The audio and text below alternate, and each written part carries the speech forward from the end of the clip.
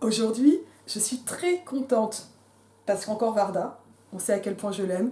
Et j'ai envie de dire Varda par-ci, Varda par-là, encore Varda, grâce à la Cinémathèque et grâce à Pierre-Antoine avec qui on va parler d'Agnès. Salut. Pierre-Antoine, je dis Pierre-Antoine comme si tout le monde te connaissait, alors que nous-mêmes, on se connaît pas depuis longtemps, on se connaît par des amis poétesses d'ailleurs, et qu'on salue, notamment Nathanaël qui était déjà venu sur la chaîne. C'est l'occasion de l'embrasser. Ouais. Et là, bah, c'est Mylène Tournier qui m'avait dit bah, Zélie, tu as vu que Pierre-Antoine, donc Pierre-Antoine Bourquin, travaille sur Agnès Varda et fait sa thèse sur Varda. Et je dis ah bah non, comment j'aurais su. Et c'est formidable. En ce moment, on a une très très belle exposition sur Varda qui s'appelle Viva Varda à la Cinémathèque. C'est une exposition assez importante, on a des livres qui sortent, toi-même tu travailles dessus et tu accompagnes un peu ce mouvement. Alors, moi j'avais fait une vidéo sur Varda quand elle était morte, mais on peut dire que c'était un peu décousu et échevelé, comme souvent ici. Et je suis très très très contente d'en reparler avec toi. Est-ce qu'on commence peut-être par dire quelles sont vraiment ces actualités et pourquoi c'est si important que ça d'avoir une exposition à la Cinémathèque en ce moment et ce qui se passe autour de ça? Alors l'actualité, Varda en ce moment c'est très riche puisque tu as... Alors cet été tu avais une exposition au Palais Idéal du Facteur Cheval. Ah, ça, je sais Tu avais 2 expositions aux Rencontres de la photographie d'Arles. Tu as une exposition à Los Angeles et tu as une exposition à la Cinémathèque française. Et puis tu as des sorties d'ouvrages puisque tu as... Bon, on va parler de... Ouais, on va le montrer parce qu'il est trop beau. Celui-ci bientôt. Donc tu as la réédition augmentée de Varda par Agnès. Tu as une biographie par Laure Adler qui est sortie. Ouais. Tu as le catalogue de la Cinémathèque. Je me permets de le montrer. Alors en fait, ça, on va quand même en dire un mot tout de suite. En édition de la Martinière Ciné Tamaris, il y a un premier ouvrage qui est en fait la réédition d'un ouvrage déjà publié par Agnès Varda. Celui-ci, en fait, ça date de 94. Alors c'est pas tout à fait une autobiographie. C'est en 94, elle a écrit un livre sur son œuvre, mais c'est un livre très personnel où elle parle d'elle. Ça commence par un abécédaire où elle parle un peu de ce qu'elle veut, et puis ensuite c'est film par film, un peu dans le désordre. Donc ça date de 94. Et en fait, elle avait le projet d'écrire la suite, et en 2012, elle a commencé à rassembler des textes pour écrire donc Varda par Agnès, tome 2. Mais finalement, elle en a fait le petit livret que tu as là, le livret... Vas-y, explique. Ceci, c'est le livret dédicacé par Agnès Varda le jour où je l'ai rencontrée et où j'étais en larmes, tellement j'étais heureuse. Et c'est le livret du coffret Tout Varda, le coffret qu'elle a sorti elle-même de son vivant, puisqu'il y en a un nouveau, et donc qui est là. Et donc pour la sortie de ce coffret-là, elle avait fait ce petit livret où elle parle rapidement, c'est très illustré, où elle parle rapidement de chacun de ses films. Et elle s'était aidée pour ça. En fait, Varda, pendant toute sa carrière, elle s'est énormément occupée de la promotion de ses films. Et en fait, elle les a beaucoup accompagnés. Ce que font pas toujours les cinéastes. Et notamment, c'est elle qui écrivait elle-même les dossiers de presse. Ah, ça, je savais pas. Les dossiers de presse qui sont envoyés aux journalistes à la sortie d'un film. Et certains sont vraiment conséquents, si tu veux. Le dossier de presse des 101 de Simon Cinéma, je crois qu'il fait 30 pages, quelque chose comme ça, qu'elle a écrit elle-même. Et donc, pour écrire ce petit livret... Et c'est assez dur d'écrire un dossier de presse, je n'en ai pas écrit moi-même, mais quand j'ai été... je te disais tout à l'heure que j'avais enseigné un moment en UT à des gamins en commercialisation, ils avaient au programme, les deuxièmes années, de savoir faire les bulletins et les dossiers de presse. Et donc, ça avait été leur devoir de fin de semestre, me rendre un dossier de presse sur un truc de leur choix. Enfin, et c'est super dur d'écrire un dossier de presse. Varda faisait ça très bien, d'autant plus que, évidemment, l'objet est plus intéressant s'il est fait par la cinéaste. Chez le film, c'était des trucs très personnels. Et donc elle a ressorti ces dossiers de presse qu'elle avait fait pour ses films, et elle s'en est inspirée donc pour faire ce petit livret, et pour faire le petit... Voilà. Et elle avait l'intention de continuer et de faire donc celui-ci. Elle avait commencé d'ailleurs avec le graphiste à travailler un petit peu, mais finalement elle a été embarquée dans Visage Village qu'elle a fait avec JR, et ensuite elle a fait Varda par Agnès, non pas le livre, mais le film, puisque son dernier film s'appelle comme ça. Donc elle a préféré finalement réaliser un film que d'écrire un livre. Et puis après sa disparition, c'était quand même important de ressortir celui-ci, qui était épuisé depuis longtemps. Et on s'est dit que ça valait le coup de continuer, d'écrire la suite. Voilà. Et donc ce livre-là, ce qui s'est passé, c'est que Rosalie Varda, je crois qu'on n'a pas encore dit que je fais une thèse sur Agnès Varda. Alors je l'ai dit très vite, mais j'ai pas donné le sujet ni rien. Mais comment en es-tu arrivé à Varda? Et puis on va raccrocher les... On raccrochera comme ça. Alors, Bah, non, parce qu'on a commencé par l'actualité, après j'ai dit, oui, c'est quand même important, okay. On y va. Mais ça, c'est Varda. Je veux dire, c'est Varda, c'est l'effet qu'a Varda sur moi. Déjà que moi, c'est toujours un peu bordélique. Alors, si on parle de Varda, je pars dans tous les sens. Je suis tellement heureuse. Alors, comment j'en suis arrivée à Varda, à la thèse sur Varda? J'ai fait un... Ce que je te disais, c'est que j'ai fait des études de lettres d'abord. J'ai fait un master sur Victor Hugo. Et puis ensuite, je me suis redirigé vers le cinéma. J'ai fait une licence 3 de cinéma à la Sorbonne Nouvelle. Ensuite, je suis parti 1 an en Erasmus, je suis revenu, je ne savais pas trop ce que je voulais faire. Et à ce moment-là, j'avais une amie qui avait, Alice, je le salue si elle regarde, qui faisait un stage à Ciné Tamaris, la société d'Agnès, et les stagiaires à Ciné Tamaris étaient notamment chargés de la distribution des films. Et donc elle avait organisé une rétrospective au cinéma au Reflet Médicis à Paris. Et donc elle m'a dit, j'ai organisé ça, vas-y. Et donc je suis allé voir toute la semaine des films d'Agnès, et c'était super. Donc j'ai un peu tout découvert d'un coup. Je pense que j'avais déjà vu Cléo avant, mais bon, voilà. Et ça m'a énormément passionné. Et ensuite, quand Alice est partie, elle m'a dit, il faut... Alors il y a eu 6 mois où quelqu'un d'autre est passé à Ciné Tamaris, mais ensuite la place était libre. Et elle m'a dit, mais t'es fan, go. Et comme moi je savais pas trop si je voulais continuer à l'université ou pas, j'ai téléphoné un lundi matin, ils m'ont fait venir à 14h, et à 17h j'avais un coup de téléphone qui me disait c'est bon, vous êtes pris pour 6 mois. Comme quoi ça vaut le coup de se lever le lundi matin. Ouais. Et donc j'ai fait ce stage de 6 mois à Ciné Tamaris, et Agnès était encore là à ce moment-là, c'était en 2018. Elle travaillait sur Varda par Agnès, donc le film.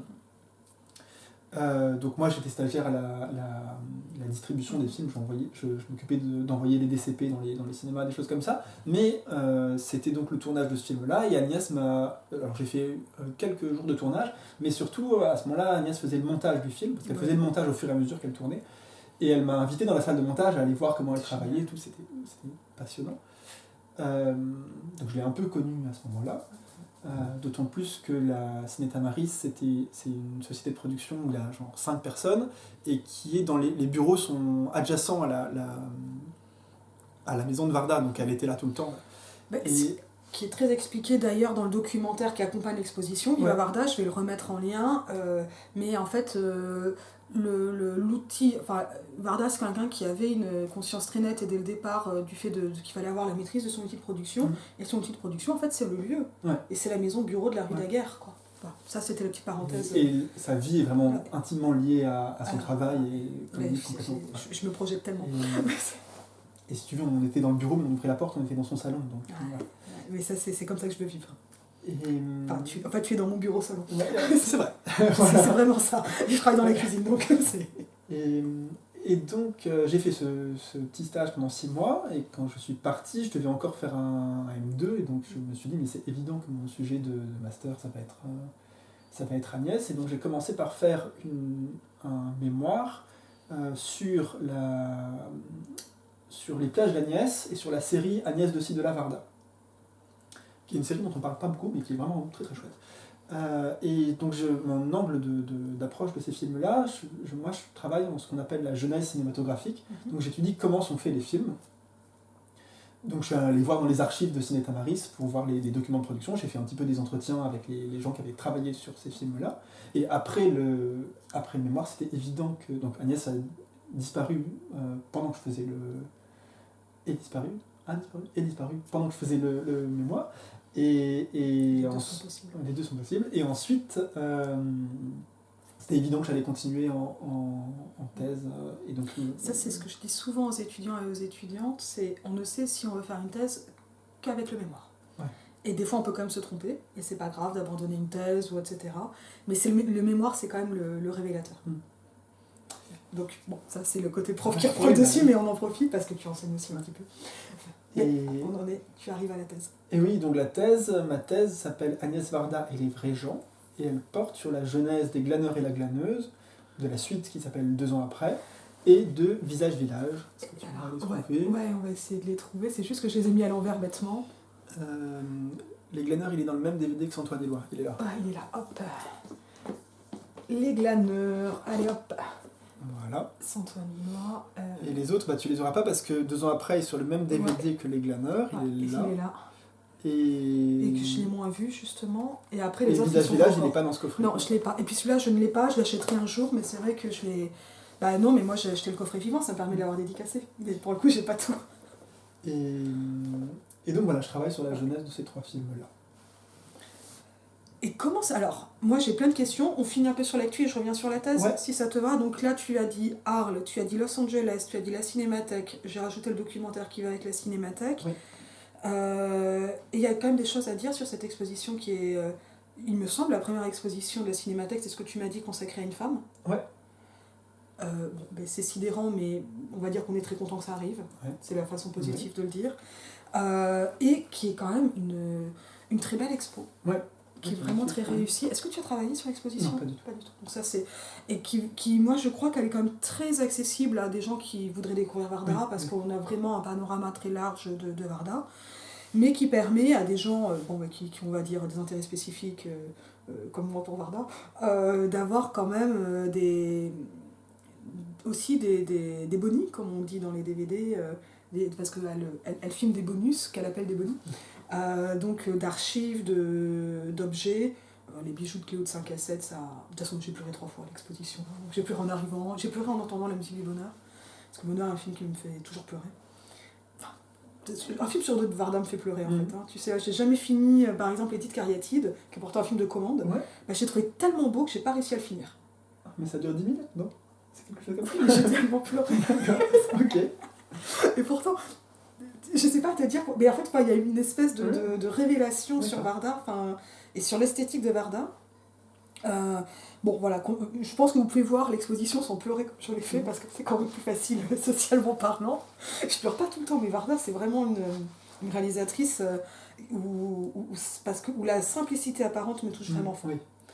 Et dans je me projette en elle, mais ça c'est vraiment des trucs de fans ou de choses comme ça, mais pour un peu quand même le dire, cette chaîne n'existerait pas s'il n'y avait pas eu des courts-métrages avant, complètement amateurs de ma part, et j'ai filmé parce que Varda. Très clairement. Donc ça c'est... Et je crois que Varda, elle a pu mettre la caméra au point, comme on dit, même si moi je suis plutôt un trépied, à pas mal de monde, et que ça c'est quand même quelque chose d'extrêmement important, et notamment à des femmes, mais à mon avis pas seulement, parce qu'elle fait des choses très complexes, mais avec presque rien, et une espèce de grande simplicité. Et je trouve que l'exposition permet vraiment une forme d'immersion là-dedans, et dans son monde, et parce que voilà, on a comme dans les expositions actuelles, donc des grandes repros de photos, etc. On a les objets, et on a vraiment Varda perso, Varda film, justement l'entrecroisement de sa vie et des films. Et puis on voit sa vie de photographe aussi, qui est vraiment mise en valeur là depuis quelques années. Enfin, parce qu'Agnès a commencé par être photographe, et puis ensuite elle a été photographe notamment dans les premières années du TNP. Et puis ensuite elle est passée à la réalisation en 1954.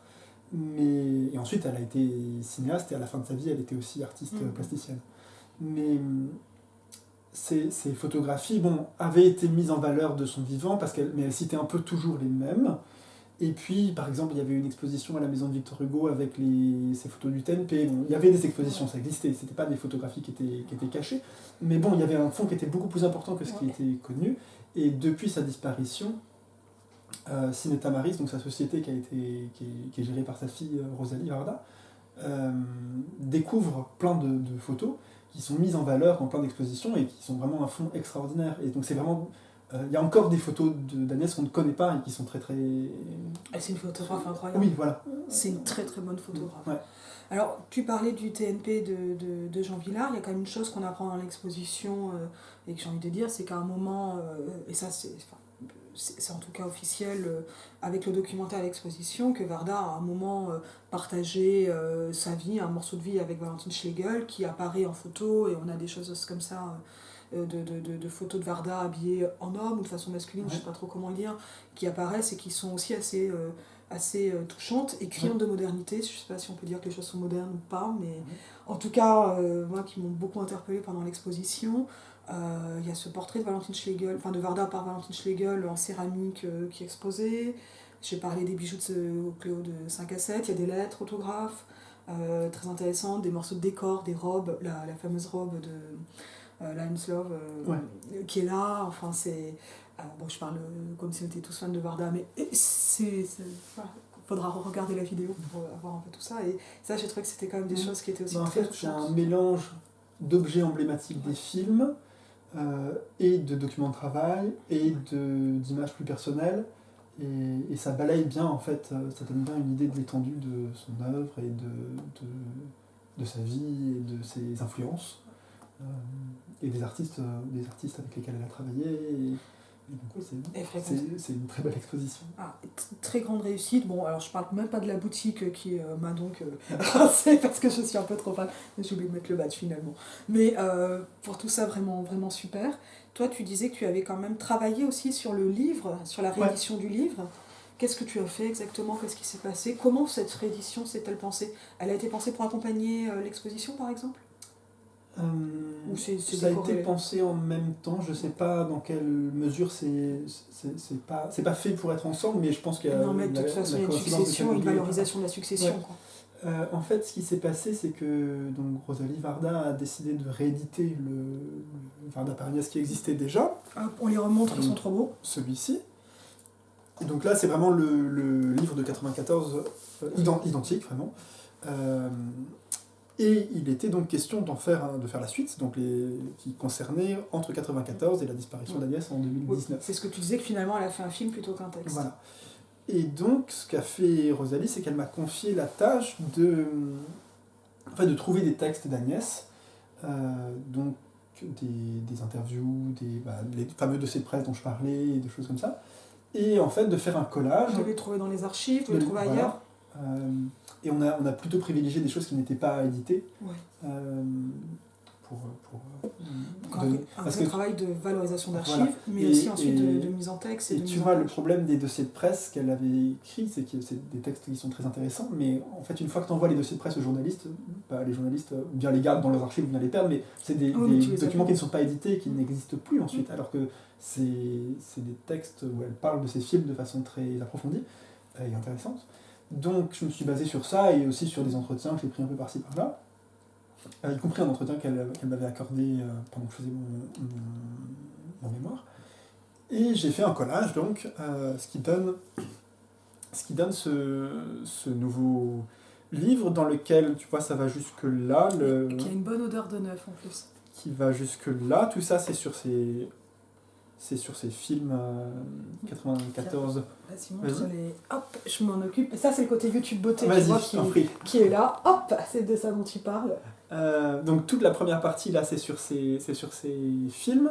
Et ensuite, tu as donc une filmographie avec les génériques détaillés qui a été établie par Bernard Bastide. Et ensuite, tu as une dernière partie de l'ouvrage qui est consacrée à sa vie Alors d'abord, à ces petits films qu'on a, c'est ce que je te disais tout à l'heure, en fait, on a retrouvé depuis qu'elle est plus là, parce que tu as le coffret intégral dans lequel il y a presque tout, mais en fait, on a retrouvé quand même des petites choses après, y compris le petit film sur Valentine Schlegel dont tu parlais, y compris un petit film sur Pasolini qu'elle avait filmé à Los Angeles, je crois, des petites choses. Et donc qu'elle avait elle-même oublié ou mis de côté. Oui, tu vois, c'était quelque chose qui dormait dans les archives parce que moi, ce que je trouve vraiment bien dans le tout de Varda, c'est aussi que c'est elle qui l'a fait. Ouais. C'est son objet, c'est quand même un truc qui est très émouvant d'avoir l'objet fait par Varda, avec même un bout de bobine à l'intérieur. Ouais. Et une attention extrême accordée au bonus. Et donc, une petite partie sur ces petits films-là, et puis finalement, on a fait quelques pages sur sa carrière de cinéaste, de plasticienne, où on cite quelques œuvres. Alors, on ne pouvait pas citer toutes ces œuvres de plasticienne, parce qu'il y en a un certain nombre, donc on a privilégié celles qui ont un rapport avec le cinéma, un rapport étroit avec le cinéma. Et puis finalement, on a quelques discours qu'elle a prononcés quand elle a reçu l'Oscar d'honneur ou le César, voilà. Et puis ça se termine avec un de ses derniers entretiens au cahier du cinéma. Ce qui est drôle en fait, de finir par les cahiers alors qu'elle avait refusé d'y écrire. Ouais. On a une lettre de Varda à Truffaut pour refuser d'écrire au cahier. Oui, c'est une lettre qui est exposée et qui est savoureuse. Ouais. Vous êtes un baratineur. Ouais. Donc voilà pour ce livre. Et un grand bravo parce qu'il est magnifique et je pense que moi il va arriver sous mon sapin. En tout cas, j'ai déjà envoyé la ref à ma mère. Alors, Mottebourg, quand même, ça a l'air d'être vraiment bien ça. Et tu vois, j'avais pas complètement compris ce qu'était exactement le bouquin, mais super beau bouquin. Et puis ce qu'il faut dire aussi, c'est qu'il est très très illustré. Ouais. Ce qui était déjà le premier le cas du premier, et ça reprend, tu vois, la mise en page reprend complètement la façon dont le premier était présenté. Et bon, voilà, il y a des illustrations, plusieurs illustrations, toutes les pages. De toute façon, Varda, c'est quelqu'un qui... J'allais te dire qu'il y avait un sens de l'image. Donc il y avait un sens de l'image, du texte et de leur rapport, dans toutes leurs dimensions. Absolument. Et c'est vraiment, d'une certaine façon, on peut voir son cinéma comme un cinéma sur l'image et le texte. Et ça, c'est dit à un moment d'ailleurs dans un des cartons ou des murs de la cinémathèque. Ça marche complètement. Mais quand on dit ça, on a l'impression d'un truc un peu chiant, un peu formel, un peu méta. C'est méta. C'est un cinéma qui est très méta et qui parle beaucoup de cinéma. Mais si on ne veut pas voir la dimension méta, on a beaucoup d'histoires, il se passe d'autres choses. Et je trouve que Varda, c'est vraiment un cinéma. Enfin, elle a réussi à mettre en place un cinéma qui est. Alors, moins avec peut-être, je sais pas, on raconte trop quoi, mais qui a quelque chose de très premier degré, très naïf par moment, qui a l'air d'être très simple et qui n'est pas du tout. Voilà. Et donc, tu vois, je veux dire, dans les archives, quand elle dit qu'elle pourrait avoir un cinéma populaire et que c'est aussi, que ça serait surprenant, etc., j'en suis intimement persuadée. Que c'est pas un cinéma élitiste, c'est pas un cinéma qui fait pour impressionner, mais que c'est vraiment plus une école de l'image, une école du cinéma, quelque chose comme ça, de A à Z, quoi. Mais c'est aussi pour ça que sa carrière a connu un renouveau dans les années 2000, parce qu'elle a fait des films qui étaient complètement... tu vois, Les Glaneurs et la Glaneuse, et puis Les Plages d'Agnès encore plus après, et Visage Village, c'est des films qui sont très grand public, qui sont hyper exigeants, enfin précis, intéressants, et qu'on peut étudier, enfin tu sais ce que je fais, pendant des années, mais qui... Enfin, Visage Village, ça a été un succès public. Et voilà. Voilà, on va continuer, mais moi, parce que alors moi, donc toi tu fais une thèse d'études cinématographiques dans ce champ qu'on appelle donc la jeunesse des films, mais tu aurais pu choisir La Pointe Courte par exemple. Pourquoi choisir ces derniers films? Comment en es-tu venu à ce choix de corpus? Parce que, bon, déjà ce qui m'a intéressé, c'était quand j'ai travaillé sur les plages d'Agnès, donc en master. C'est parce attention, que... pas Kung Fu Master. C'était vraiment une blague bête, mais elle est venue. C'est parce qu'en fait, quand moi j'avais fait mon stage à Cinéta Maris, j'avais travaillé avec les gens qui avaient travaillé sur les plages d'Agnès, donc avec Agnès Varda bien sûr, mais aussi avec Rosalie Varda, avec Julia Fabry qui était l'assistante d'Agnès, avec Cécile Garros qui était sa chargée de production. Donc ça c'était des gens que j'avais interrogés pour mon master. Et pour mon master, j'ai adoré. J'aime beaucoup consulter les archives, c'est très intéressant, mais le mieux, c'est de faire des entretiens. Et ça, c'est un plaisir que je ne fais pas en tant que 19e-iste. Mais c'est rarement. Mais que tu as maintenant. Ça sert à ça. Voilà. Ça sert exactement à ça. Et donc, je voulais continuer à faire ça, ce qui n'était pas possible de faire des entretiens autour de La Pointe Courte, tu vois. Et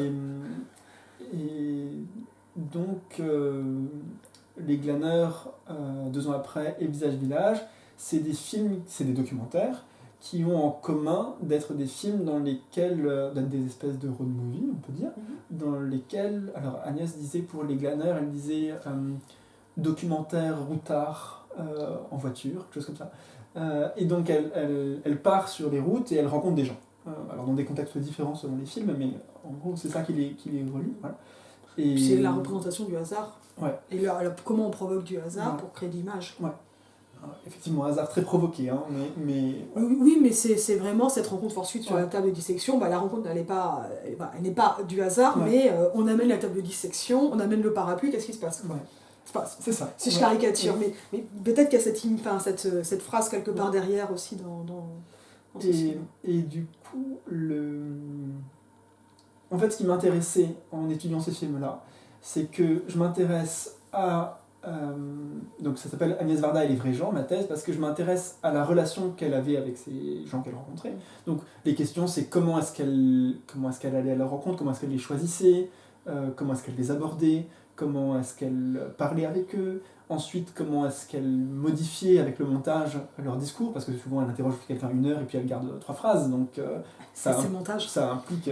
c'est une cruauté, mais c'est normal, c'est le cinéma. Et le journalisme, ça c'est un autre champ. Donc comment choisir quoi garder et qu'est-ce que ça a comme impact par rapport à ce qu'ils ont dit.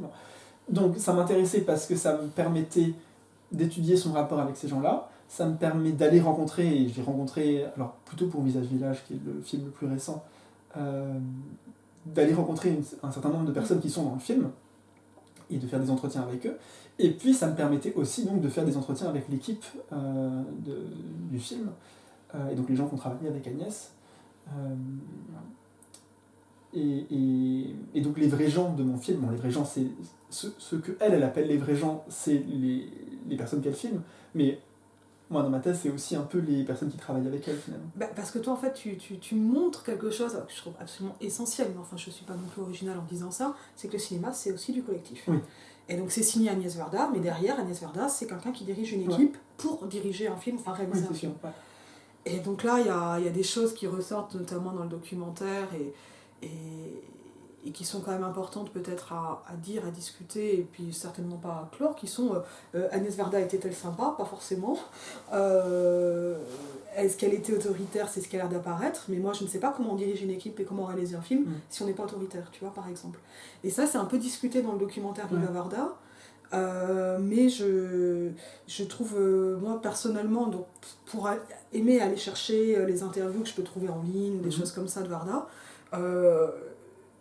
et bien sûr les interviews de ces dernières années, enfin toi aux années 2000 on va dire, et même dans les films elle a vraiment une mise en scène d'elle-même un peu très bonhomme, enfin quand je dis bonhomme c'est pas viril, mais débonnaire, tranquille, oh puis alors donc on a fait ça, etc. Donc avec quelque chose qui est évidemment très écrit, on y reviendra probablement, mais pour donner une impression de quelque chose qui se fait vraiment tout en impro.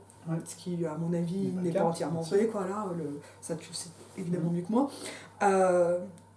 Mais voilà, et où elle avait l'air sympa. Moi, la première rencontre avec Varda, mon premier selfie, c'est Agnès Varda qui m'a dit on fait un selfie. Et donc voilà, on prend le téléphone, et donc c'est vraiment le premier selfie de ma vie.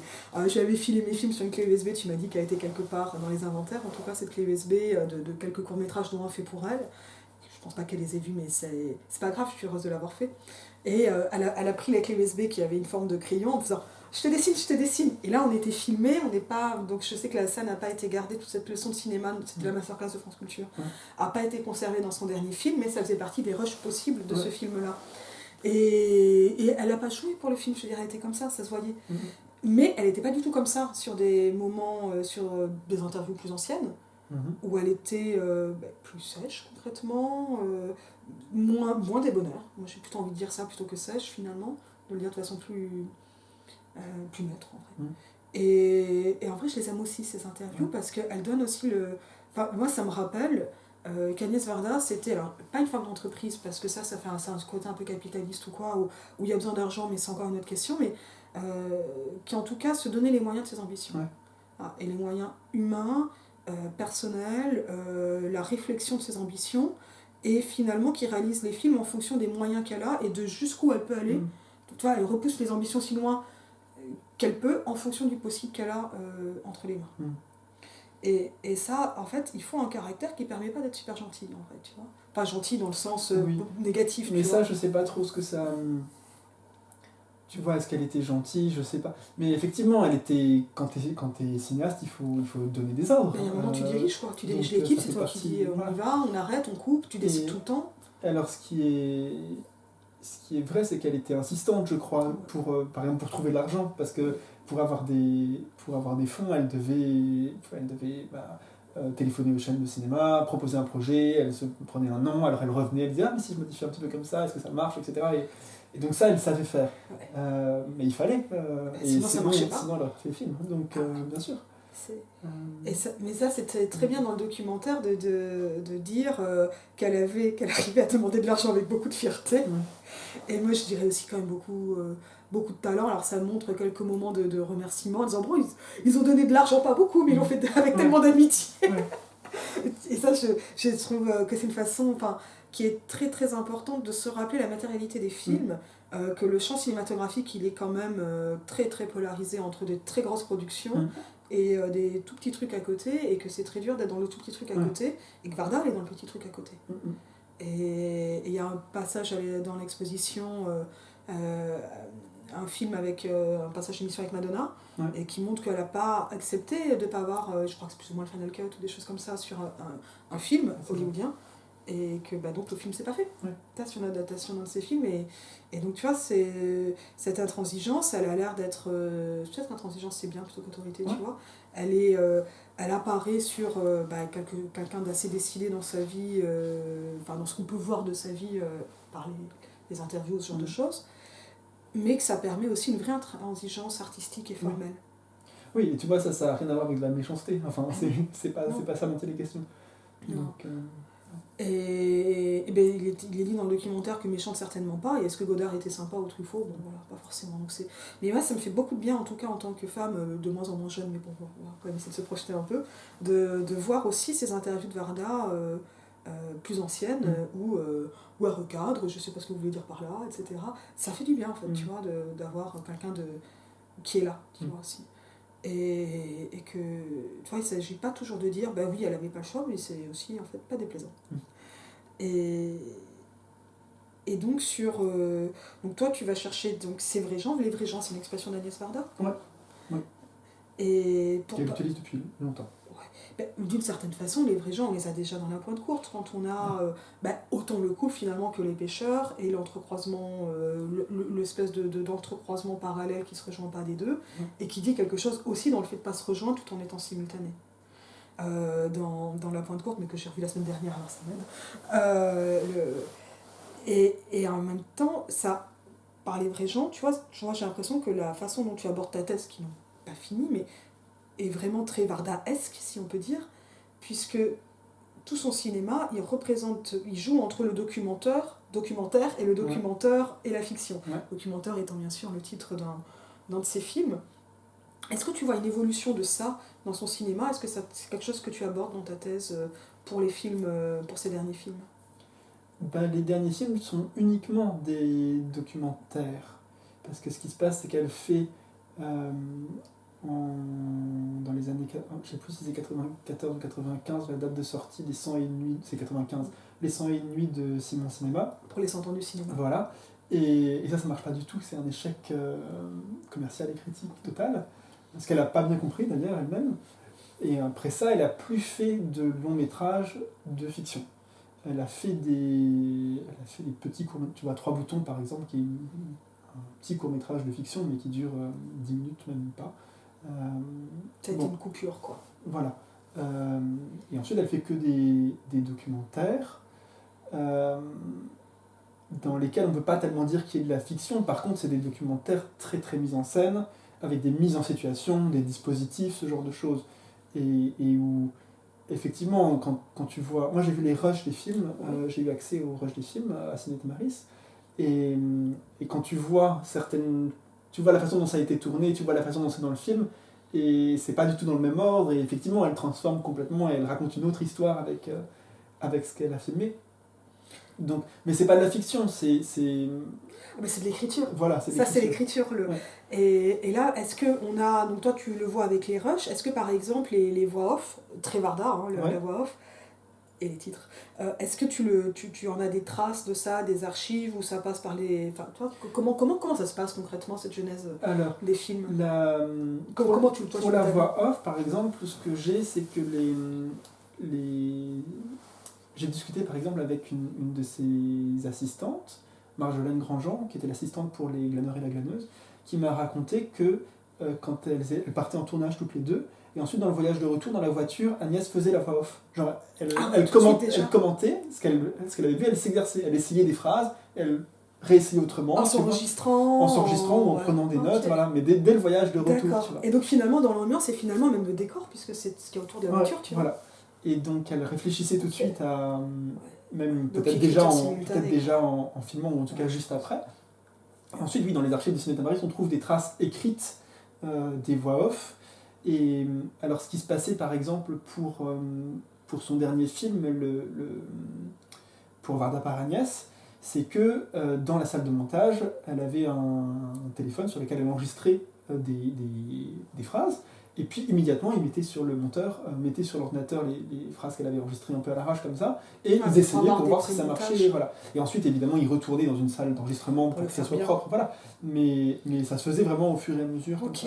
Et puis avec des outils très mobiles en fait. Tu vois, le téléphone mobile, le caméscope des glaneurs et de la glaneuse, enfin, donc quelque chose qui, là aussi, sur les vrais gens, qui suit aussi une technologie qui permet d'aller, j'allais dire au contact comme les politiques ou comme au rugby, mais qui permet de descendre tu vois, de l'espèce de grand trépied que tu as, qu'il a représenté de cette photo géniale de Varda, mais c'est pour la pointe courte d'ailleurs, qu'elle est sur ce... c'est... Ah non, elle est pas là. Non, tu où elle est en hauteur, comme ça, c'était l'affiche de Cannes il y a 2 ans je crois, et j'ai envie de dire, qui descend vraiment et qui passe vers un échange intersubjectif, et donc qui fait que la documentariste est mise en scène. Donc finalement l'artificialité du documentaire, on s'en rend pas compte, mais c'est justement de pas voir les gens qui filment, et elle se représente filmant. Alors tu me disais, mais c'est quand même refilmé. Les glaneurs et la glaneuse, pour une part, c'est pas tout ce qui vient du caméscope, mais en tout cas il y a quelque chose qui est à la fois qui montre l'artificialité des autres documentaires, en l'incarnant ici littéralement et en assumant cette incarnation. Alors, et qui fait qu'elle aussi, elle devient un vrai genre, j'ai envie de dire. Oui. Ce qu'elle disait pour les glaneurs, si tu veux, le discours officiel au moment de la sortie du film, c'était de dire je montre la vie de ces gens acceptent de se confier à moi, de me parler de façon authentique, etc. Donc je suis tenu de aussi mettre un peu de moi-même. Ça, c'est ce qu'elle disait. Tu vois que c'était une sorte, que c'était donnant et que c'était la moindre des choses. Voilà. Ce qui est logique, parce qu'en plus, quand tu parles du troc, avoir au moins quelque chose qui est proche du vide-grenier ou de la brocante, en donnant et négociation, finalement, c'est... Ensuite, c'est peut-être un peu plus compliqué que ça, parce que la genèse des glaneurs et la glaneuse, justement, ce que j'ai pu voir en partant dans les archives, cette fois-ci de Ciné Tamaris, c'est qu'au départ, ce qu'elle voulait faire, elle avait un projet de série télé. Okay. En fait, elle voulait faire... donc en début d'année 99, elle avait le projet de faire un magazine télé, une émission, qui aurait été non pas un magazine, si tu veux, présenté par un présentateur, mais par une cinéaste. Donc elle disait ça sera de la télévision d'auteur, et elle voulait faire, alors elle ne savait pas trop si c'était une émission par semestre pendant plusieurs années, ou bien une émission peut-être une semaine où tous les soirs il y aurait eu 20 minutes. Bon, plusieurs possibilités ont été envisagées. Et là, ce qu'elle voulait, ça s'appelait la sacoche de la glaneuse. Donc c'est déjà la fameuse... Voilà. Et en fait, tu vois, la glaneuse arrive avant les glaneurs. Parce que là, elle se dit... en fait, ça ressemble un peu... Tu as des parties du projet qui ressemblent un peu à une espèce de remake de Daguerréotype, le film où elle va voir les commerçants de sa rue. Donc elle serait retournée voir les commerçants de sa rue, et puis elle serait allée voir des artistes qu'elle aime bien, et puis ses amis... Et puis elle aurait voyagé. Quelque chose d'assez familial. Et en fait, ça ressemble un peu à ce que deviendra en 2011 la série de Ci de la Varda, qui ressemble un peu à ça. Et donc elle veut faire ça en 99, mais ça marche pas, et j'ai l'impression que c'est parce qu'elle n'a pas trouvé de financement pour ça. Que les chaînes, enfin le projet était quand même un peu vague, tu vois, parce que c'était Varda parlant de ce qui lui fait plaisir. Il n'y avait pas de... Faut aimer Varda, mais c'est vrai que Varda quand même... Mais en fait, elle l'a fait, comme on dit, elle l'a fait dans... après, quoi. Ouais, elle l'a fait dans De ci de là, et ça marchait très bien en 2011, mais en 99, comme elle s'était pris l'échec des 100 et demi, c'était peut-être pas évident de... Et donc, en fait, dans ces différentes versions du synopsis de la sacoche de la glaneuse, elle se dit à chaque fois, oui, moi je suis glaneuse, ok, mais les glaneuses, ça me rappelle le tableau de Millet, et est-ce qu'il y a encore des glaneurs aujourd'hui, en fait, voilà. Et donc c'est parti du mot. Et donc c'est parti de ça. Du mot pour aller chercher les gens. Voilà, et donc elle est partie... du mot et de l'image. Ouais. Et elle est partie dans les champs parce que l'automne arrivait et qu'elle se rendait compte que si elle voulait boucler son projet, elle n'avait pas le choix, il fallait aller tourner à ce moment-là parce qu'ensuite le glanage ça allait être fini. Donc elle est envoyée dans les champs par le calendrier, si tu veux. Elle les filme et à ce moment-là elle retrouve la patate en forme de cœur, la fameuse patate en forme de cœur. Et à ce moment-là elle se dit en fait c'est ça mon sujet. Et elle fait le film Les glaneurs et la glaneuse. Donc les glaneurs arrivent après la glaneuse finalement. Et donc sa place dans le film, c'est pas seulement pour rendre l'appareil. Du cinéma à quel équivalent réel. Et donc toi, quand je dis descendre, bon, on peut imaginer que le cinéma à quelque chose d'un peu abstrait, tu vois, en faisant des images, alors que il y a quelque chose de très concret dans l'action de glaner. Ouais. Quand tu glanes vraiment, quand tu glanes des patates, tu te penches vraiment. Ouais. Et donc elle répète ensuite ce geste, mais elle le répète avec un geste de cinéma, avec le caméscope, puis le moment où elle entoure les camions avec son caméscope pour montrer un objectif et sa main. Tu fais tout le temps ce lien, en fait. Oui, peut-être que c'est ça, peut-être qu'elle concrétise et qu'elle écarte ce que peut avoir d'abstrait le cinéma, et donc elle le fait passer par des gens, mais dans ce que tu me dis, moi je trouve qu'elle parle toujours de cinéma, mais pas seulement de cinéma, que ça permet d'élargir. Oui, et puis surtout elle parle de sa vieillesse dans Les Glaneurs, parce que c'est aussi un des grands sujets du film, elle parle de l'approche de la mort aussi dans ce film, tout le temps.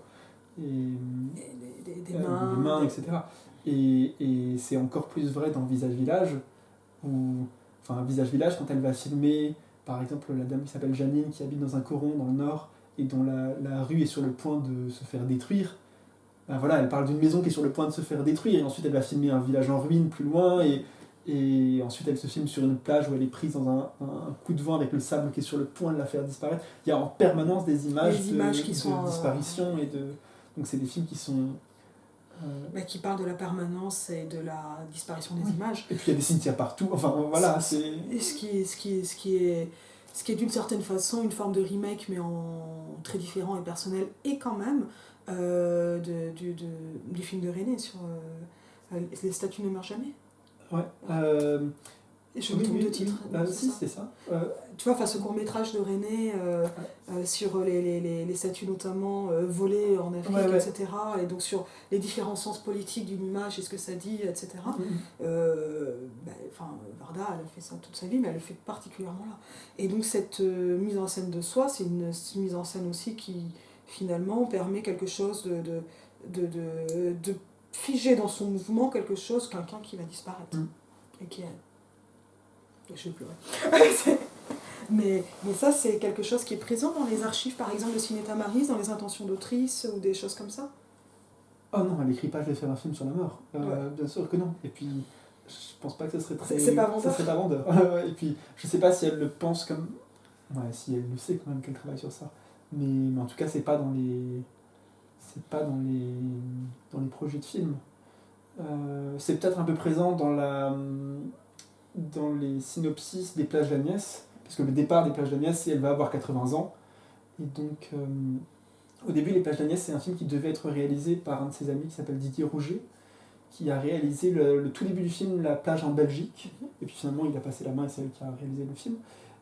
Et l'idée, c'était, elle va avoir 80 ans, et il est temps de faire le bilan sur sa vie. Et elle citait la préface des Essais de Montaigne, où il dit, je ne peux pas le citer exactement, mais il dit « Je vais bientôt mourir, il faut que je laisse quelque chose à mes descendants pour qu'ils sachent un peu ce que c'était que ma vie. » Et donc c'est ça l'idée quand elle fait ce film.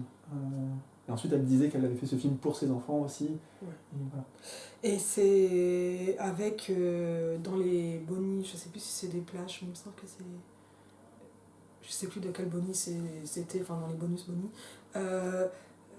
Avec aussi que de filmer par exemple ses mains ou sa peau en très gros plan, elle n'avait pas vu, le parallèle qu'il y avait avec les films qu'elle avait pu faire de demi à la fin de sa vie à lui, et que autour d'elle ça avait été vu, mais qu'elle n'avait pas été capable de le voir, mais en fait finalement comment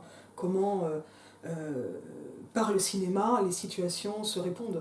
J'allais dire se répètent, mais non, c'est pas la répétition, c'est quelque chose de pathologique ou quelque chose comme ça, mais se répondent et qu'il en sort des effets qui dépassent aussi même la cinéaste. Ouais, ça c'est dans la scène dont tu parles, c'est à la fin de 2 ans après, justement. Ah, c'est ça. Ça remonte un peu pour moi, ça. Et effectivement, elle raconte que quand les Glaneurs sont sortis, tout le monde lui a dit « mais en fait, les mains, c'est comme les mains de Denis. » Voilà.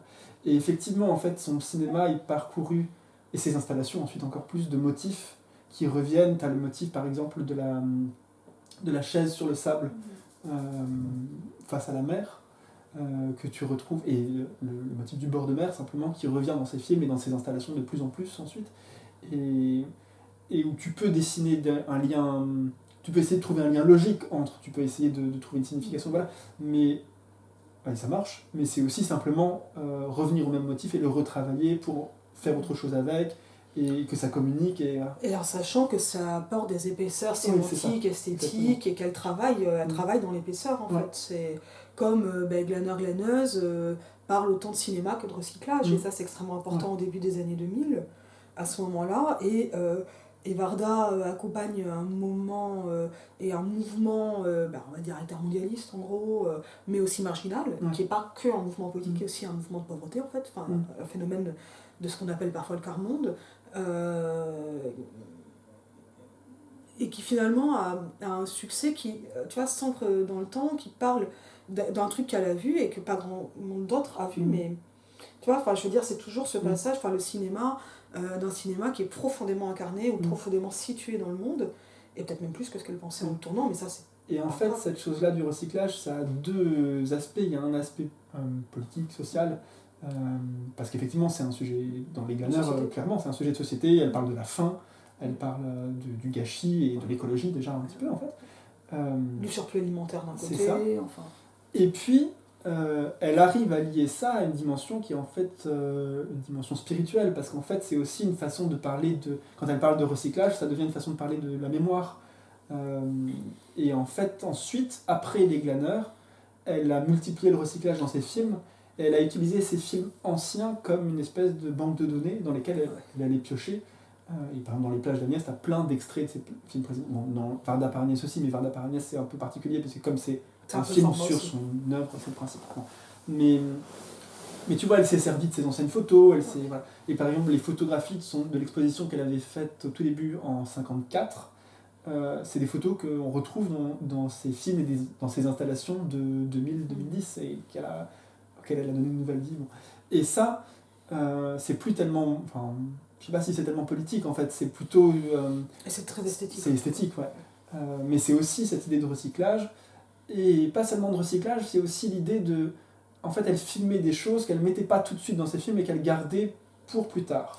Donc ça, c'est pas réutiliser, c'est garder pour utiliser plus tard. Et mais ça, c'est parce qu'en fait, elle avait quelque chose d'archiviste, et il y a quelque chose sur le rapport au document, au-delà du texte et de l'image spécifiquement, mais qu'avoir un document, que ce soit une carte postale, que ce soit un film, que ce soit une lettre, etc., ça amène quelque chose autour de ce document, toujours. Et peut-être qu'elle représente plus la mise en scène du document que le document lui-même, que le document permet ces différentes mises en scène, qui sont à chaque fois des histoires chez elle. Oui, mais ça c'est le principe par exemple de son court-métrage Ulysse, où elle retrouve justement une photo de 54, et où elle raconte ce qui se passait dans le monde au moment où elle a pris cette photo, pourquoi est-ce qu'elle était sur cette plage au moment où est-ce qu'elle a pris cette photo, elle retrouve les gens qui sont dedans, elle les fait parler de leurs souvenirs de ce jour-là, etc. Et donc elle parle d'une photo pour raconter tout le monde qu'il y a autour. Et puis à la fin, elle conclut en disant, mais en fait, je vous dis tout ça, mais on peut aussi voir la photo et c'est cool. Ne pas connaître. Et chacun y met un peu ce qu'il veut. C'est l'épaisseur de l'image qui pourtant est une surface plane, qui est de la 2D, quoi. Et toi, dans ta thèse, les entretiens amènent à changer beaucoup pour toi l'interprétation des films? Est-ce que on voit les films d'Agnès Varda de la même façon avant ou après le travail que tu mènes? Ou plus généralement de jeunesse cinématographique? Si tu veux, étudier la jeunesse, ça permet de faire de l'analyse filmique et de voir des aspects qu'on n'aurait pas forcément vus autrement. Et ça permet de comprendre la dynamique qui conduit au film tel qu'il existe.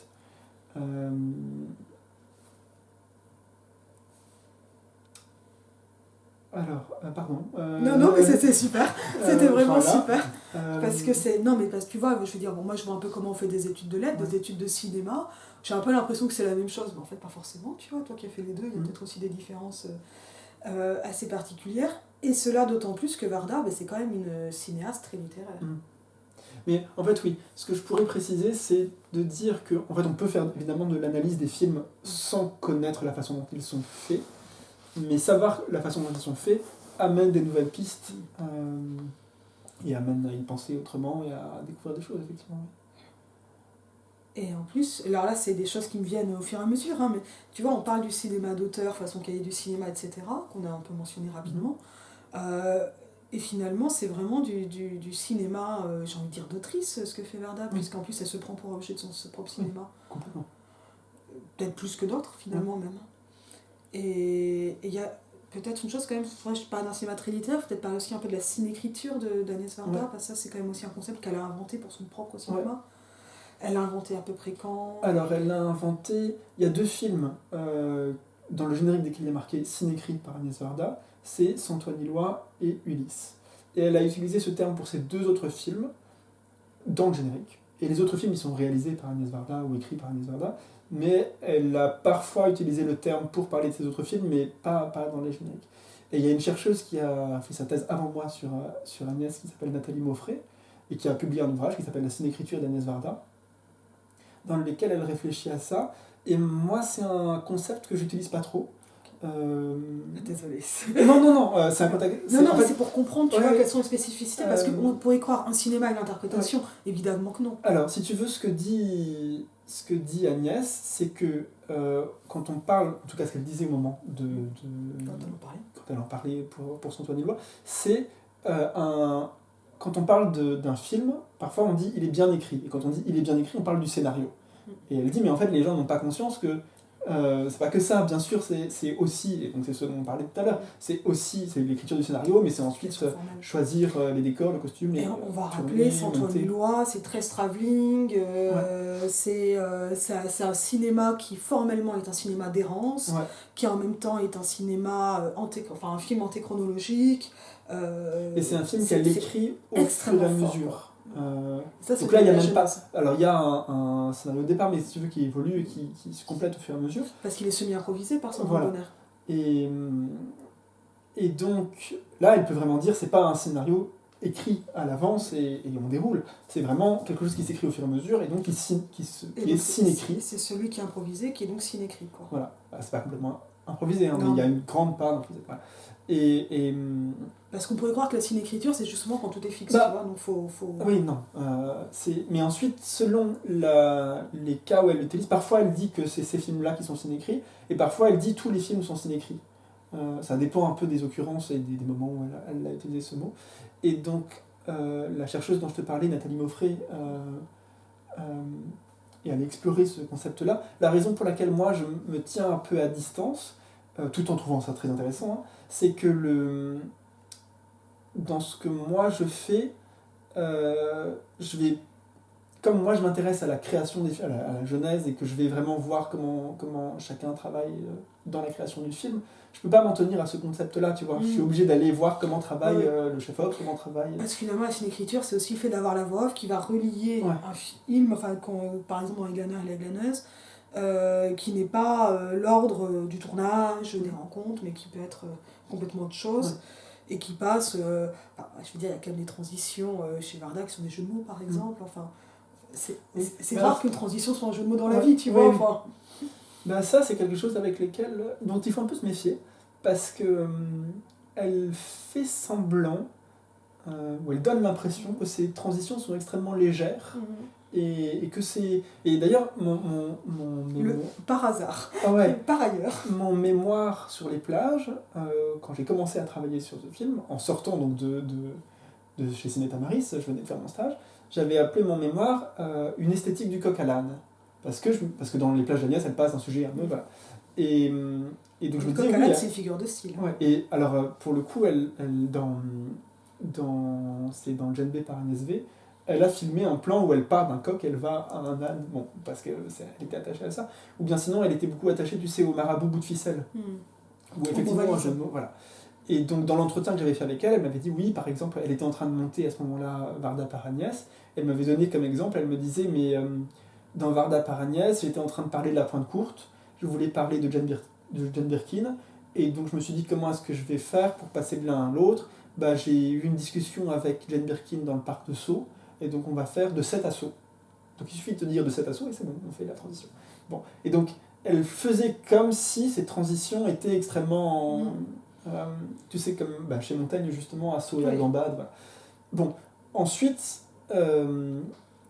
c'est quand même du solide le montage chez Agnès Varda, et c'est pas des petites choses légères, enfin c'est vraiment des films qui sont extrêmement structurés, et je me souviens justement quand je bossais à Ciné Tamaris, on disait les transitions d'Agnès c'est de la dentelle. Ok, c'est de la dentelle, mais c'est de la dentelle en béton armé, enfin t'as vraiment des structures très fortes et rien n'est là par hasard et tout est vraiment très réfléchi. Oui, mais c'est finalement le jeu de mots par-dessus qui permet de relier ce qui devait être à côté dans la nécessité formelle. C'est ça.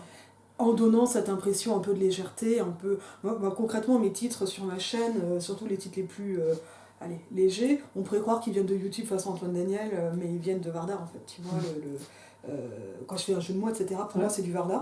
Mais j'avais même fait un petit texte un peu coquin qui s'appelait Cléo et les 5 à 7.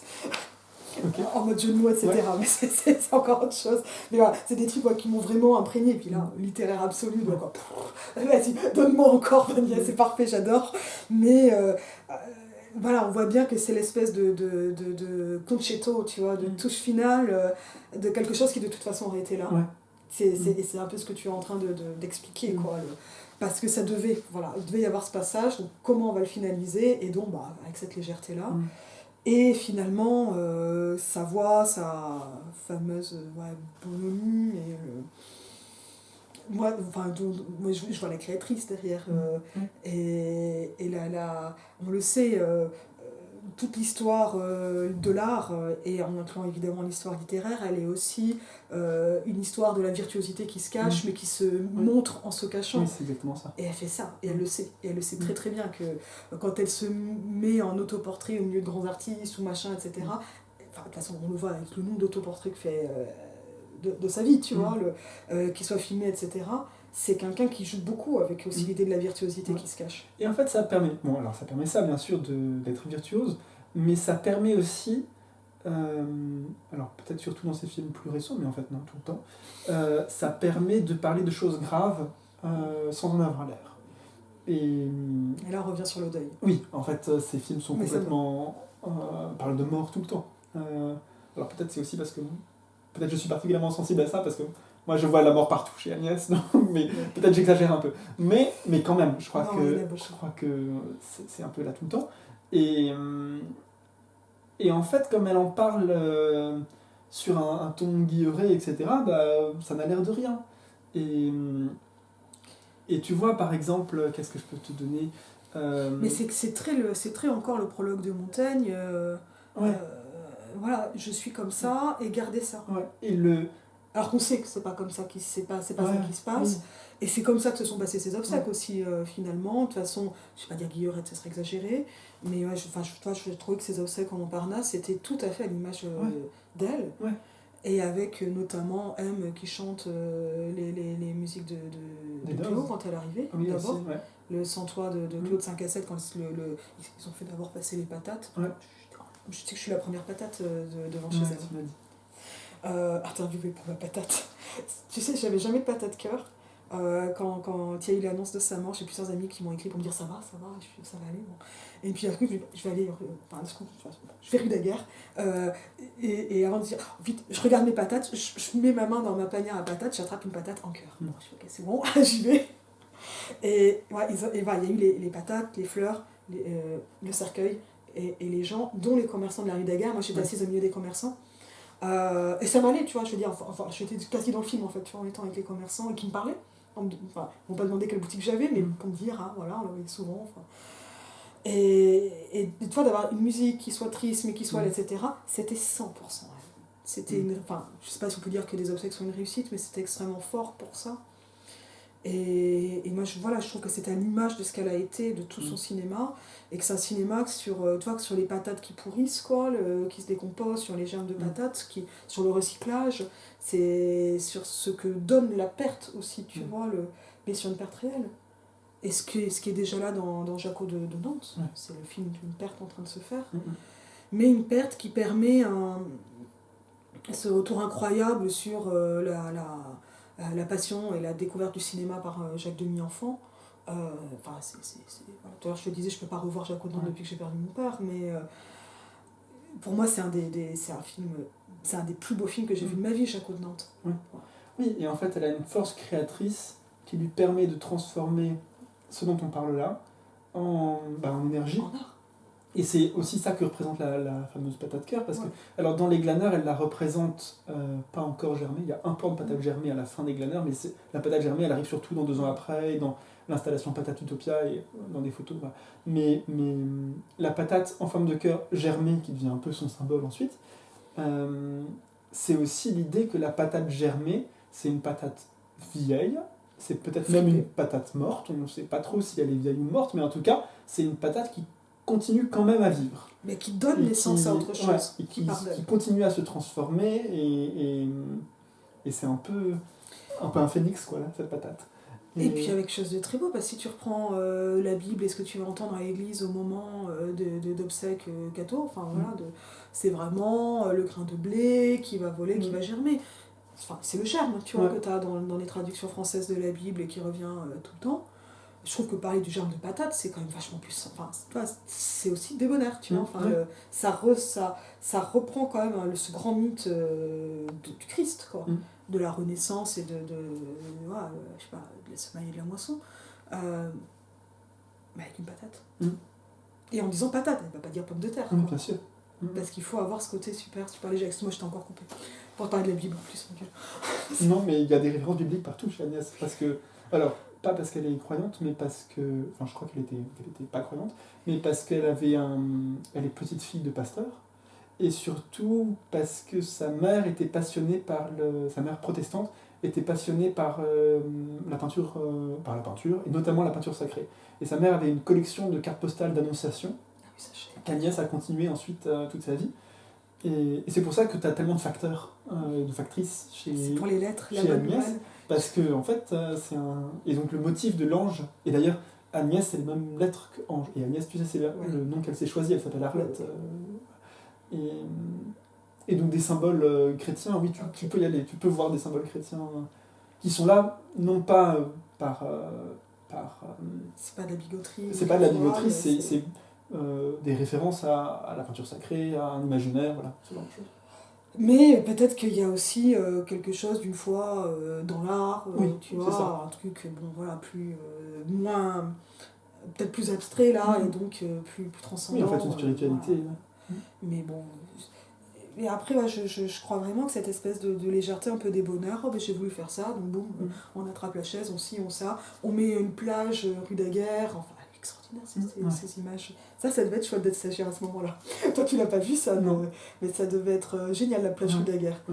Et ça, justement, en fait, l'idée de la plage rue Daguerre, ça vient de la plage ça vient du sable dans Jaco de Nantes. Parce que dans Jaco de Nantes, il y a un moment où, dans les décors du film, ils recréent... les décorateurs avaient recréé à un moment donné, alors je sais pas, je connais pas bien Nantes, mais il y a un moment où dans Nantes, sur un quai, il y avait du sable, quand Jacques Demy était enfant. Et donc il y a une scène de Jacques Demy où ils ont recréé ça, et donc ils ont apporté du sable dans le décor à Nantes pour refaire cette scène-là. Donc ils avaient déversé des tonnes de sable dans Nantes, et dans les plages d'Agnès, t'as la même chose. Et alors, c'est pas une référence à Jaco de Nantes, si tu veux, mais c'est un écho. Ça tisse des liens. Voilà. Et donc elle fait pour raconter complètement autre chose, quelque chose qu'elle a déjà fait d'un temps avant pour Jacques. Ouais. Mais finalement, tu vois, dans Jaco de Nantes, c'est son cinéma au service du cinéma d'un autre, et au service du cinéma en général, mais enfin, alors, dit comme ça, c'est presque des formules d'aliénation, mais c'est pas de ça dont il s'agit, quoi. C'est beaucoup plus beau. Et finalement, elle le refait ensuite pour elle. Tu vois, comme si tu passes du geste d'amour de Jaco de Nantes, et qui, voilà, lui aussi, dans ce film aussi, on va avoir des extraits des films de Jacques Demy, etc. Et c'est extrêmement dingue de voir les scènes qui sont les espèces j'allais dire de préquel, mais enfin de fabrique des films, et ensuite boum les films, tu vois, donc pour Podane, etc., dans tout Jaco de Nantes. Et finalement, donc voilà, quelque chose de presque téléologique, tu vois, au niveau de la filmo de Jacques Demy, et elle en fait ça, mais avec peut-être aussi un peu moins de téléologie, etc., mais que ce rapport à l'image de l'autre, il revient non pas vers elle par... c'est pas une question d'égoïsme ou quoi, mais qu'elle va encore nourrir ce rapport à l'image qui se nourrit des années, des épaisseurs du temps, des épaisseurs sémantiques, des redirections, Et voilà, il y a du sable là, il y a du sable sur une vraie plage, il y a du sable dans la rue, donc je l'avais oublié.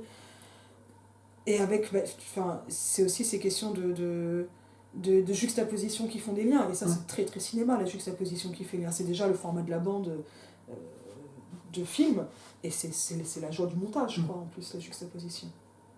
Voilà, c'est aussi une des raisons pour laquelle les films d'Agnès sont tellement intéressants à étudier du point de vue de la genèse, c'est que tu peux les voir seuls, et puis effectivement tu peux complètement les connecter entre eux et voir des liens en permanence, des motifs qui se répandent partout. Et là en te parlant, je me rends compte que je ne vois plus les films de façon indépendante, mais j'ai le grand film Agnès Varda.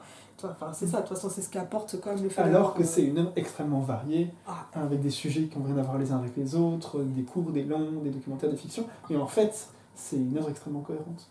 Avec un fil assez fort. Moi, je commence à arriver au bout de mes questions. Il y a des choses qu'on a oublié d'aborder ou dont toi tu aimerais parler ? Non, c'est toi qui... Oui, c'est moi qui dirige. Je non, laisse passer, moi.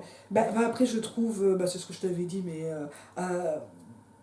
voilà, moi je suis très impatiente de lire ta thèse, mais ça c'est pas pour te mettre la pression parce que c'est jamais marrant d'être doctorant. Enfin, je trouve qu'il y a un grand plaisir quand même quand on est doctorant et qu'il y a un vrai plaisir de thèse dont on parle pas assez. On parle beaucoup du malheur des thésards et de tout ce qui leur tombe dessus, et c'est vrai, mais il y a quand même un vrai plaisir à être thésard. Oui. Peut-être que c'est pas le cas pour toi, mais moi ça l'a été. Si, c'est aussi compliqué, mais oui, c'est aussi un plaisir, c'est les deux. Je nie pas les complexités ou ce genre de choses. En tout cas, voilà, c'est un vrai plaisir que j'ai pu avoir, et puis avec ce... Bon, pour le coup, j'ai pas du tout fait ma thèse sur Varda, mais le fait de se plonger comme ça dans souvent un corpus qui peut être récent ou dans une question... c'est pas simple, hein, comme ça peut rendre un peu... ça peut fermer des choses. On le disait tout à l'heure, par exemple pour Victor Hugo, ou pour d'autres. Moi, j'avais fait un court-métrage qui s'appelait En thèse, avec un H donc, qui me représentait moi, en film muet, devenant dingue de Renan. Tellement la monographie, ça a quelque chose aussi, bon voilà, quand tu... petit déjeuner, dîne, soupe, Renan ou Varda, bon, des fois on dit on en a soupé. Bon, c'est un moment très particulier pour ça, les thèses, et qui en même temps permet d'attraper ces profondeurs pour lesquelles il faut du temps. Et je crois que là, la science et le cinéma et l'art se rejoignent sur ce sont des arts du temps, d'une certaine façon, tu vois. Mais alors de ce point de vue-là, ce qui m'évite de devenir fou, donc ce qu'on disait, je pense que c'était avant le début de l'entretien, c'est que... Oui. Je l'ai fait de façon un peu elliptique, je voulais pas te forcer à en parler. Quand je faisais mon mémoire de lettres, j'ai failli faire une thèse sur Victor Hugo, et à un moment où, donc il y a un certain nombre d'années, j'étais vraiment complètement obsessionnel de Victor Hugo, et où à la fin du M2, je me suis dit non, il faut que j'aille voir ailleurs, sinon je vais devenir fou. Et effectivement, je pense que si j'avais fait une thèse sur Hugo, ça serait devenu quelque chose de complètement monomaniaque, parce que Hugo, je serais resté sur Hugo. Alors que Varda, et les films que j'ai choisis, ça me permet d'aller voir Varda et les vrais gens. Tu vois, ça me permet d'aller travailler, d'aller rencontrer d'autres personnes, et d'aller rencontrer les gens qui ont travaillé avec elle. Et donc je me dis, je travaille pas que sur elle, je travaille aussi sur les gens qui ont travaillé avec elle, qui sont des gens que je connais, que je vois de temps en temps. Donc c'est pas juste une monomanie sur une personne, même si je travaille depuis... Là, je suis dans ma 5e année de thèse sur 3 films, donc évidemment je deviens un peu fou. Mais... Tu dois bien les connaître. Oui. Oui, ça fait partie du job. Mais oui, c'est le principe de la thèse, bien sûr. Ouais. Mais finalement, tu vois, de Hugo à Varda, il y a quand même, moi je te disais tout à l'heure, Hugo c'est quand même les trompettes, et Varda, il y a quelque chose de plus dur à saisir dans une tonalité, mais finalement grande œuvre dans tous les cas, grande diversité d'œuvres aussi, enfin il peut y avoir des liens. Mais bon. Est-ce que ça sert à quelque chose d'avoir fait des études de lettres avant d'aborder le cinéma ? Alors moi j'ai l'impression que ça sert à tout, mais parce que j'ai fait des études de lettres évidemment. Oui, je pense. Alors quand je suis arrivé en licence, ce que je te disais, c'est que j'ai fait mon master de lettres et je suis arrivé en licence 3. Et là j'ai été très surpris parce que moi, évidemment, j'avais tout mon bagage de littérature et je me disais, mais pourquoi est-ce qu'on ne parle pas plus de littérature ? Parce que, évidemment, quand tu parles de cinéma, il y a plein de choses qui existent au cinéma qui existaient déjà avant. Ouais, mais les gens qui font du cinéma, ils n'en ont pas toujours conscience. Alors c'est ce que je me disais à l'époque, de façon un peu arrogante en Ok. tant que mec Ah, qui bah alors, arrivait des vas-y. études de lettres, et donc je me disais, Regarde là là, comment tu fais bien. mais c'est terrible, pourquoi est-ce qu'il ne parle pas du mélodrame classique alors que quand Ouais, même je pensais au l'influence de... footage et à la fiction de la musique Ouais. trouvée, tu Tu vois. vois, Ça, bon, c'est le truc qui me plein de trucs fascine. dont tu te dis, mais en fait ça existait déjà au 19e siècle, pourquoi est-ce qu'ils en parlent? Bon, mais en fait, bon, déjà, évidemment, tu ne peux pas remonter, parce que si tu remontes à l'Antiquité à chaque fois que tu parles de quelque chose, tu ne t'en sors pas. Et, Bonjour, j'ai fait une thèse sur tout. et aussi parce que le cinéma a quand même des enjeux spécifiques, et c'est quelque chose qui... Je pense que justement le risque quand tu arrives d'études de lettres, c'est de te laisser aveugler par ce que tu connais sur la littérature et de ne pas du tout voir les spécificités du cinéma. Donc oui, les études de lettres nourrissent ma réflexion sur le cinéma, mais... Bah, tu fais pas de la narration, quoi. Voilà. Et bon, ensuite, là où ça m'aide aussi, c'est que ça me donne des références littéraires qui me sont utiles pour comprendre, parce que les cinéastes se nourrissent eux-mêmes de littérature. Et je sais pas C'est le comment... moment où je vais signaler les travaux de mon amie Mathilde Labbé sur le Baudelaire de Varda. Allez hop, c'est passé. Parce qu'il y a ça, par exemple, ouais. que tu peux voir des lectures d'auteurs, Ouais, etc. Et oui, les poètes sont partout chez Varda, et les auteurs surréalistes, et voilà. Donc connaître un peu ça, ça aide. Voilà. Mais de la même façon que pour parler de cinéma, et plus spécifiquement peut-être encore de Varda, il faut avoir une connaissance de ce qu'on disait d'histoire de la peinture. Et par exemple, il faut que... Alors je connais un peu je connais pas tellement la peinture sacrée, mais c'est un petit peu, et c'est un truc auquel je suis conduit à m'intéresser pour comprendre des compositions de plans chez Agnès. Et parfois, je vais vérifier dans la Bible des anecdotes, non, pardon, des citations de la Bible pour Non, me dire, mais ah oui, ça en fait... fonctionne aussi par anecdote, mais... notamment la parole christique, hein, mais parce que l'anecdote, elle va avoir toujours une valeur emblématique et typifiante, et c'est l'allégorie, en fait. Et en fait, tout simplement, les œuvres du passé nourrissent les... Et ça, tu vois, ce côté vrai gens de la Bible, finalement, on peut aussi le trouver. Ouais. Alors ça, c'est juste pour faire un genre de pirouette, mais peut-être que ça peut se creuser. Ça marche. Et alors, je n'irais pas faire de Varda une forme de figure christique, ça, je pense que ça irait pas, mais sur cette question tu vois, tu parlais des facteurs qui amènent la nouvelle, qui amènent la lettre. Bon, je trouve que Varda qui arrive et qui tend une caméra, c'est quand même une sacrée figure, quoi. En plus d'avoir été un personnage, et de cette, je crois, même transformé peu à peu dans le personnage qu'elle met en scène, mais je pense que ça devait pas être désagréable pour elle, et qu'il y avait quelque chose d'un peu taquin aussi dans le fait d'être un personnage, et de devenir non seulement une figure publique, mais vraiment un personnage, dessiné, etc., comme on le voit dans partout, les caricatures de Christophe Vallot qui sont... comme ça, hop là, et sur le badge que je voulais mettre et que j'ai oublié, mais finalement elle s'est elle-même autotypifiée en même temps qu'elle se Et puis c'est une protection aussi, j'imagine, pour... Et puis ça devait être beaucoup plus dur de dégager Madame Varda, âgée, grand personnage et personnage de film qui débarque chez toi pour te demander des sous. Pour les producteurs, c'est pour les producteurs, oui, pour ce genre de choses. Ça devait être quelque chose quand même d'avoir Varda qui arrive pour te demander des sous. Mais ça, c'est quelque chose. Bon, là, je suis presque en vaudeville, mais je vois toutes les stratégies qu'il peut y avoir pour répondre à un monde qui ne t'accueille pas forcément d'emblée, dans lequel il faut se faire une place. Et je crois qu'elle a très très bien su le faire en inventant quelque chose qui part finalement de cette maison rue Daguerre et de cette espèce de lieu de production de tout, et qui permet de faire du cinéma domestique en fait quasiment. Daguerréotype, c'est filmé parce qu'on peut tirer les câbles depuis la maison, quoi.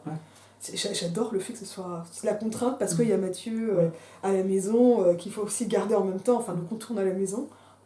Génial comme idée. Donc voilà, joke, mais on va transformer la contrainte en autre chose, et ça c'est un truc permanent et qui est extrêmement émancipateur à voir. C'est pas mal en conclusion. Ouais, c'est très bien. Alors on va rester là. Je te remercie infiniment. Merci à toi. C'est génial. Et on est très impatient de te lire, mais hâte-toi lentement, prends le temps qu'il faut. C'est vraiment ça les thèses. Et je vous dis à bientôt. Au revoir.